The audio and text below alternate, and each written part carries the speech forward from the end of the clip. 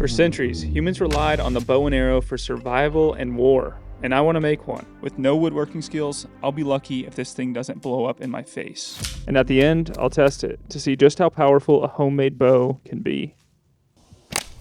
Please don't break. Considering the bow is one of the most important tools in human evolution, and likely the reason you and me aren't cannibals living in a wet cave, I felt drawn to try to make one myself. It's unquestionable that our ancestors used bows. Archaeological evidence suggests that bows are up to 70,000 years old, which is really interesting because that's almost as old as your mom. And during that time, the bow has evolved. There's self bows, long bows, recurve bows, horse bows, and most recently, the compound bow. The one I plan to make fits somewhere between these two. And you might be thinking to yourself, Christian, you forgot the crossbow.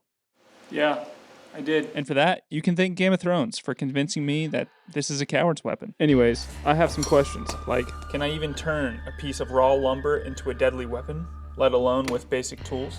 Secondly, how much will it cost? And third, can it hunt? Big game, small game, those are all questions I plan to answer. There's just one problem. I don't know how to make one.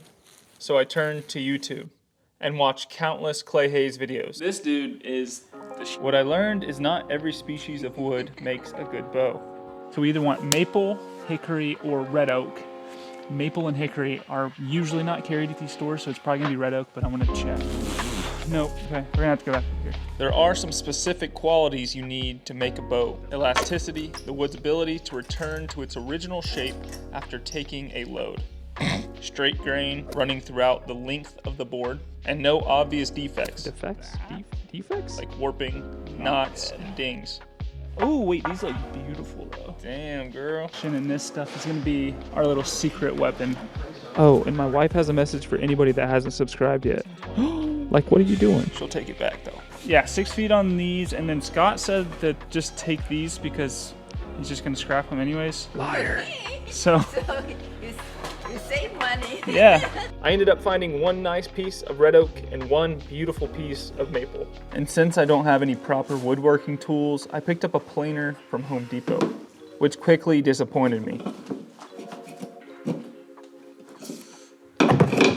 Oh yeah, and that stuff I called our secret weapon, that's fiberglass tape. And apparently I can use it to reinforce the back of the bow, which is actually the front of the bow. It's confusing. I let that dry for 24 hours, and then I got to work. I needed to cut it down to size, which was more difficult than I thought. And then I realized my ancestors didn't have a workbench, so I don't need one either. And I tried a few different angles. And this one ended up feeling the most natural.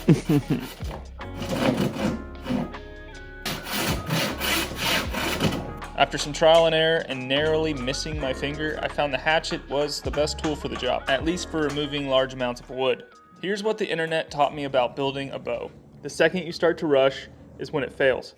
And your first bow will suck. But I was feeling confident. My inner Neanderthal was beginning to stir. A quick reminder, workplace safety starts with you. The majority of injuries can be prevented with proper preparation, situational awareness, and adherence to basic safety protocols. This includes maintaining control of your tools at all times, keeping a stable work surface, and wearing appropriate protective gear. By taking these simple precautions, you can significantly reduce the risk of injury and ensure a safe and productive work environment. So I had no doubt this thing would work. And the moment those limbs started to bend, it was over. This is gonna be a badass bow. Day 2 on the bow build. I plan on making a ton of progress today. I'm basically dedicating the whole day to working on this thing. So our piece of wood should start to transform into a bow today.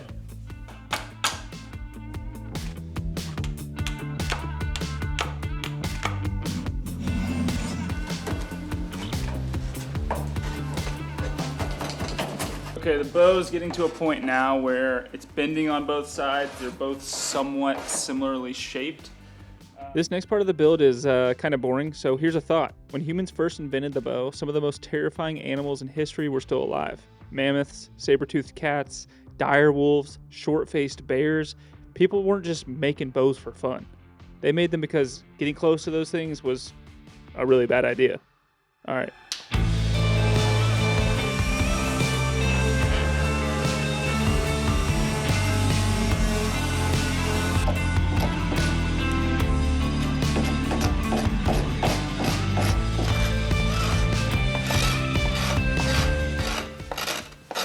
As I was like testing the bend of the bow, I heard this crack. And for a second there, I was kind of devastated. Figured I was gonna have to restart. But then I realized it was just a wood chip under the bow. We're good for now. And this build made me realize just how lucky we are. Like, look at this picture of a Native American I found. She's having to sleep on a rock and harness the sun's energy for warmth. Or this woman, who was clearly spotted by a predator and is trying to stay very still. Life was tough back then, and the bow and arrow gave humans a leg up against our predators. And unlike us, they didn't have sophisticated tools to make these bows. They were using rocks, sticks, and I don't know, whatever else they could find, which would be extremely difficult, especially on this part of the build, which is a process called tillering. It's essentially when you're trying to balance the limbs, which is kind of what you're doing the whole time, but especially in this step, you're taking off very fine amounts of wood, drawing the bow, checking the bend, and then removing wood from stiff areas. Bow builders use what's called a tillering rack, which is what that is. I tried to make one and it sucked, but I ended up making a better one in a little bit. Something interesting I learned about wood is that it has memory. So as I'm chipping away, if I go to bend the bow, it's not going to accurately represent its new structure. So to work around this, you have to bend it a few times or draw it a few times in order for it to realize, oh shit, I lost some wood, you know? And this is by far the most tedious part of the process. That's the end of day 2. This string is going to be an issue. That white string is called a tillering string. It stretches, which is not great for shooting the bow. It is, however, great for the early stages of the bow build because it allows me to get a string on. But that stretch will rob the bow's energy if I try using it to shoot an arrow.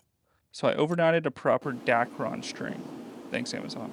The next morning, I was eager to put on the new string. And this right here is a big moment in the bow building process. The bow's strung, which is why I'm starting to geek out a little bit. And according to this description, if we just ignore that part, I officially have a bow. Made a bow. It's a bow.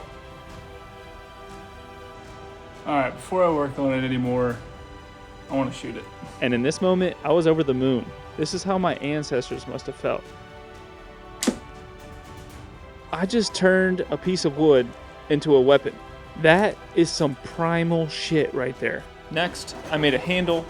I cut a shelf for the arrow, gave it one last sand, and stained the bow a beautiful dark finish.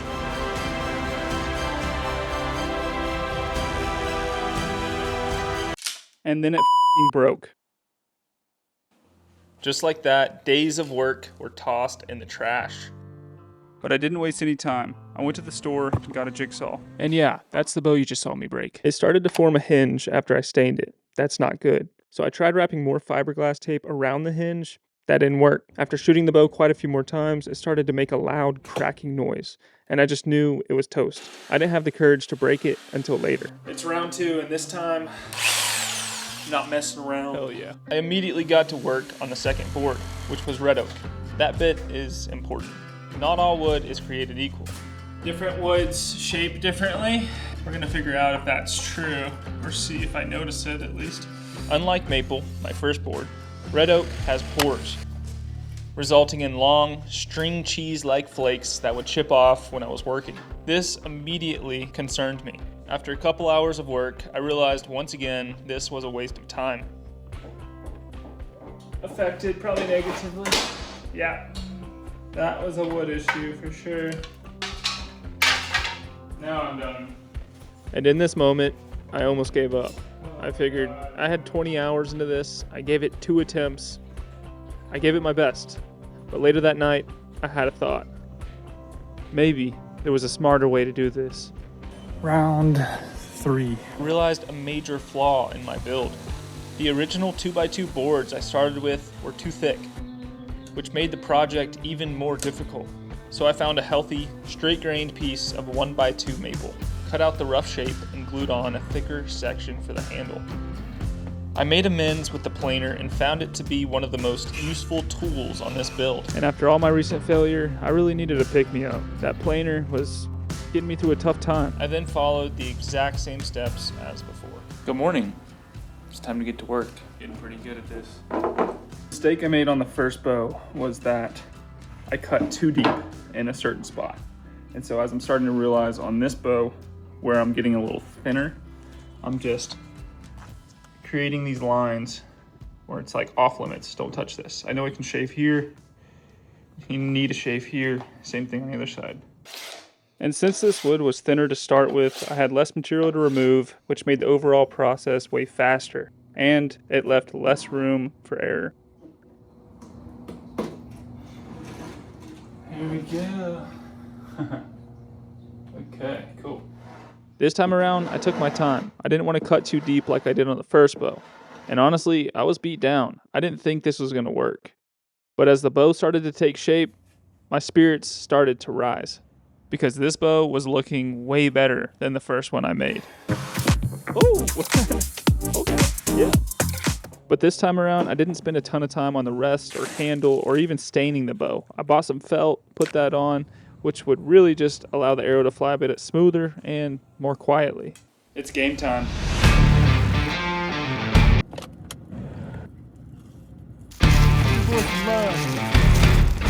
Wasn't sure this moment would come, but it is finally time to test the bow.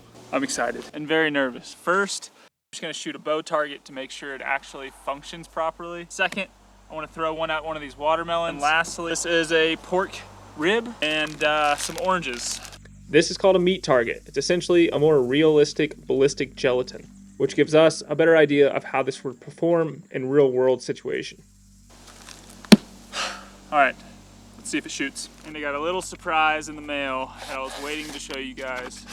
Some feathered arrows, which will allow the arrow to fly a little bit better. Moment of truth.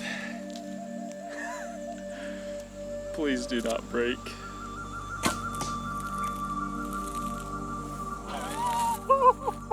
How sick is that? Oh man, that's cool. This thing is so much more powerful than the first one. It's got some velocity behind it. All right, next up on the list is the watermelon. Let's see how much damage it can do. To really get the full effect, I'm throwing on a fixed blade broadhead. Watermelon test. Oh, like butter. Straight through. And the watermelon ended up being a little anticlimactic. I thought it was gonna explode or split or something, but it really didn't. But it did show us that this bow does have some power. All right, for the final round, I'm gonna be putting my $2,000 compound bow up against the homemade bow. And I think the penetration test is gonna be a little eye-opening, but we'll let the bows speak for themselves. Pork ribs, and on the back side, the organs. Let's see how it does. Oh! No way. And on this clip, you can kind of tell it slid right through the ribs. So I wanted to shoot it again and get a rib impact. This time I set up the watermelon behind the meat target. Let's see if it goes through all of it. All right, here we go. Oh, not quite. Oh, must have hit a bone. So we got a decent amount of penetration all the way into the watermelon. Didn't come back out. So went a few inches into the watermelon. And take the broadhead off so I can slide the arrow out. Yeah, I can feel bone.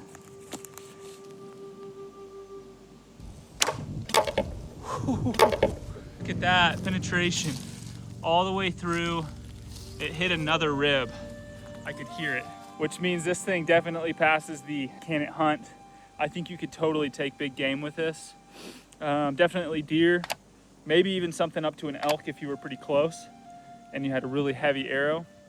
But this thing must be pushing out at least 150 plus feet per second, which is pretty good for a homemade bow out of hardware store wood. Let's leave that arrow in there and I'm gonna get my compound bow and see what the damage is. Just so this test is super scientifically accurate, I'm gonna throw this same broadhead on my other arrow. We can compare. Oh, oh my gosh. Clean through. Just the difference on the sound is incredible. Wow, absolutely no match. Here's the arrow. For reference, these are the two arrows hitting the target side by side. That's pretty insane. Not a chance. Okay, it's hard to give props to the homemade bow when we're shooting it next to an 80-pound, $2,000 compound bow. But I am insanely impressed with this build. Totally exceeds all of my expectations. And the total cost to make this bow was $89. And that includes wood, string, arrows, tape, and glue. This bow may be no match for modern weapons, but it once made humans the deadliest thing on Earth, with nothing more than wood, string, and skill. If you've made it this far, please consider subscribing so I can make more videos like this in the future. And if you have any ideas for future adventures or builds, drop them in the comments. Until next time.